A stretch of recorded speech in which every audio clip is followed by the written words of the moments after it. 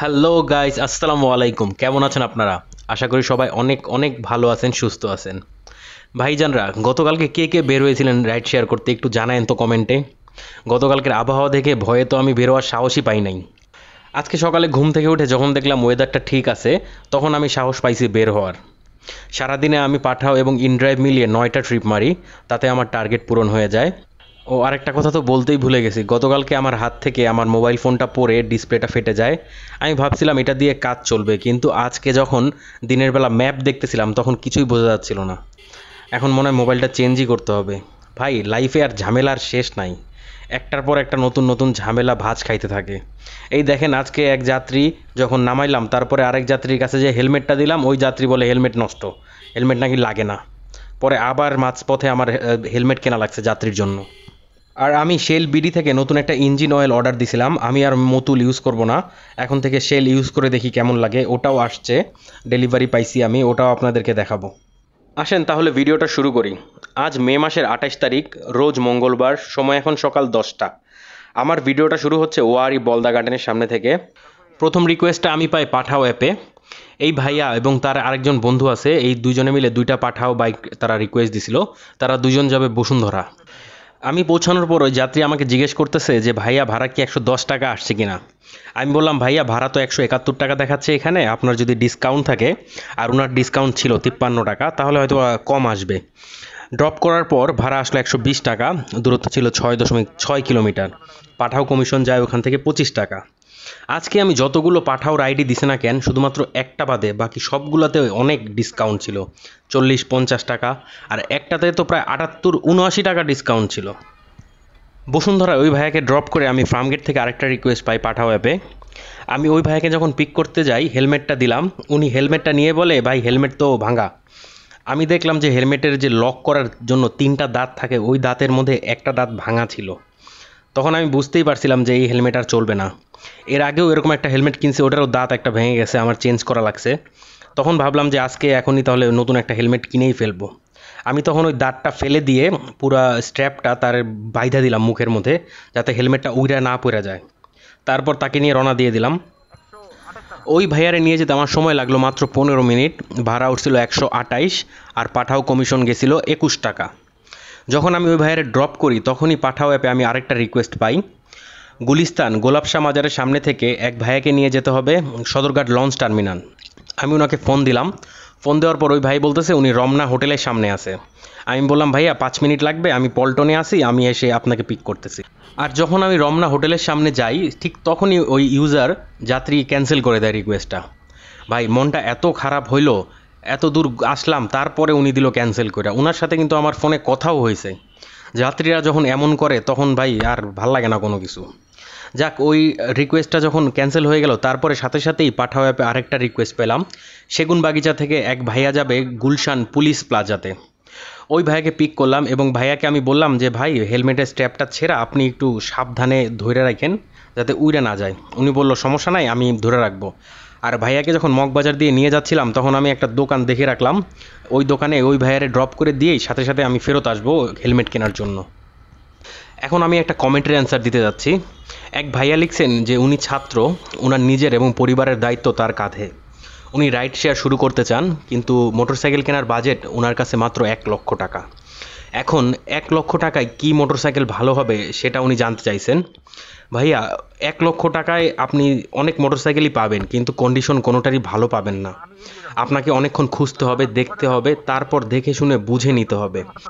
আর আমি আমার দর্শকদের কাছে একটা অনুরোধ করব, এই ভাইয়াকে একটু সাজেশন দেন, কমেন্ট বক্সে লিখে দিন যে 1 লক্ষ টাকার ভেতরে উনি কোথায় গেলে ভালো এবং পাঠার জন্য পারফেক্ট মোটরসাইকেল কিনতে পারবেন।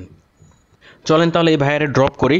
ওনার ভাড়া আসছিল 120 টাকা, ডিসকাউন্ট ছিল 22 টাকা, পাঠাও কমিশন যায় 14 টাকা। এই ভাইয়াকে ড্রপ করার পরে আমি ডিরেক্টলি চলে যাই হেলমেট কিনতে মগবাজার। এর আগে আমি যতগুলো হেলমেটই কিনছি না কেন পিলিয়নের জন্য, সবগুলো ছিল ওই যে ক্যাপ টাইপসের হেলমেট। আমি টোটাল 4টা হেলমেট কিনছি, তার মধ্যে 2টা ফ্লাইওভারে উইড়া গেছে, একটা এক যাত্রী বাসায় নিয়ে চলে গেছে, আর আরেকটা হইলো ওই যে আজকে গেল। এখন আজকে ভাবছি যে একটু ভালো টাইপসের কিনবো, যেগুলো ধরেন 400 বা 450-500 টাকার ভিতরে। যাওয়ার পর ওনারে জিজ্ঞেস করলাম যে লোকটা যে ভালো কোনো হেলমেট আছে কি না 400-500 টাকার ভিতরে। উনি আমার সেই ক্যাপ দেখাইতেছে, কিন্তু আমি তো ক্যাপ নিব না। তারপরে সে এইটা দেখাইলো, এর চেয়ে আর ভালো নাই, এর চেয়ে যেগুলো ভালো আছে ওগুলোর দাম আবার 1000-1200 ওইরকম। এখন কি করব, পরে এইটাই নিলাম। ওনারে জিজ্ঞেস করলাম যে গ্লাস লাগানো যাবে কি না, উনি বলতেছে যাবে। আর এই হেলমেটটার দাম বলতেছে 300 টাকা, আর গ্লাসের দাম 200 টাকা, টোটাল 500 টাকা। এখন আমি 500 টাকা দিয়ে তোর গ্লাস তালা নিব না। আর এই হেলমেটটা যখন দেখতেছিলাম, আরেকজন লোক এসে হেলমেট টানাটানি শুরু করে, থাবড়াথাবড়ি শুরু করে দিয়েছে হেলমেটের ভিতরে।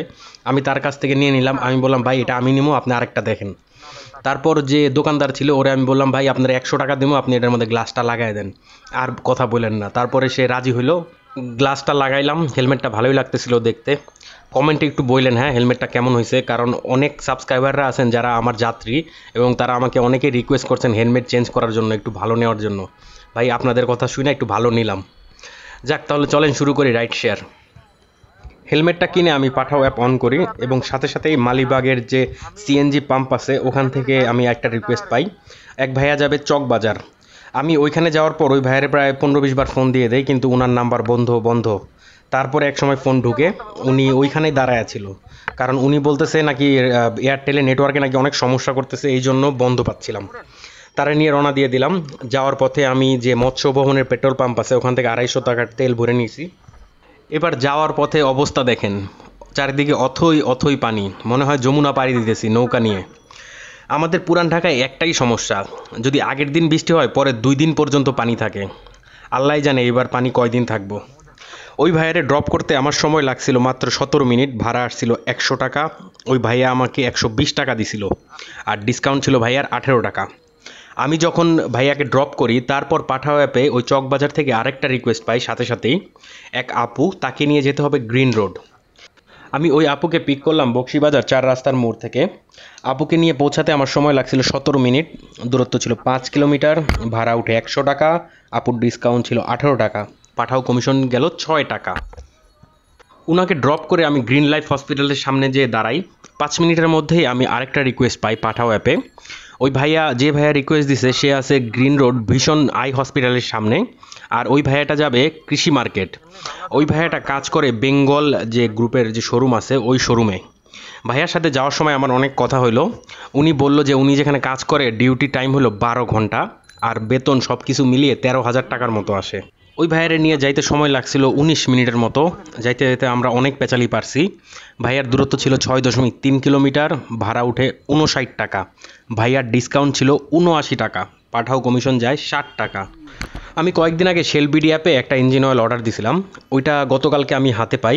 এটার দাম হলো 925 টাকা। এটা 10W30 ফুল সিনথেটিক। আমি ভাবতেছি এটা দিয়ে 2000 কিলোমিটার চালাবো। আপনাদের কি মনে হয় 2000 কি চালানো যাবে এটা দিয়ে? দেখা তো মনে হয় পুরাই অরিজিনাল।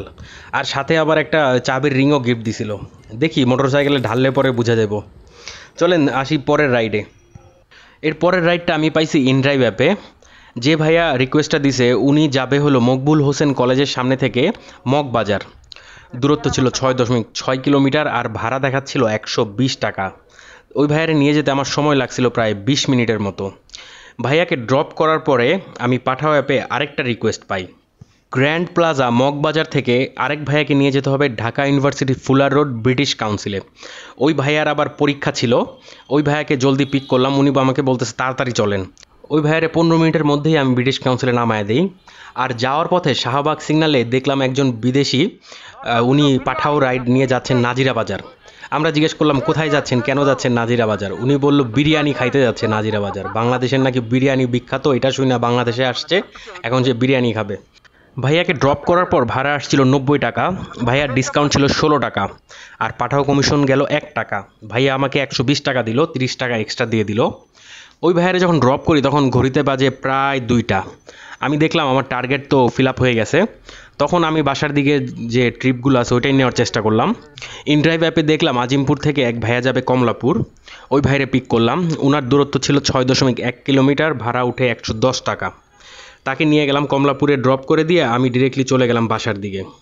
চলেন তাহলে চলে আসি হিসেবে। আজকে সকাল 10টা থেকে দুপুর 2:30টা পর্যন্ত 4 ঘন্টায় 9 ট্রিপে আমার ইনকাম হলো 1250 টাকা। আমার মোটরসাইকেল চলছে অলমোস্ট 65 কিলোমিটারের মতো। আমি যদি 200 টাকার তেলের খরচা বাদ দেই তাহলে থাকে 1050 টাকা। আর খাওয়া দাওয়ার খরচা তো আমি কিছু বাদ দিব না, কারণ আমি যদি রাইড শেয়ার নাও করতাম তাইলেও তো খাইতাম, তাই না? না খায়া তো আর বসে থাকতাম না। তাহলে চলেন ভিডিওটা এখানেই শেষ করি। দেখা হবে নতুন আরেকটা ভিডিওতে। সবাই ভালো থাকবেন, সুস্থ থাকবেন। আর বৃষ্টিতে ভেজার দরকার নাই ভাই, একটু সাবধানে থাকেন। হ্যাঁ, রেনকোট নিয়ে বেরোয়েন যদি বের হন। আর বাকিটা তো ইতিহাস, তাই না? জানেনই তো, প্রতিদিনই একই পেঁচাল পারি। ওই ভাল লাগলে লাইক দিবেন, না ভাল লাগলে ডিসলাইক দিবেন। আর নতুনরা সাবস্ক্রাইব করবেন। সবাইকে অসংখ্য অসংখ্য ধন্যবাদ।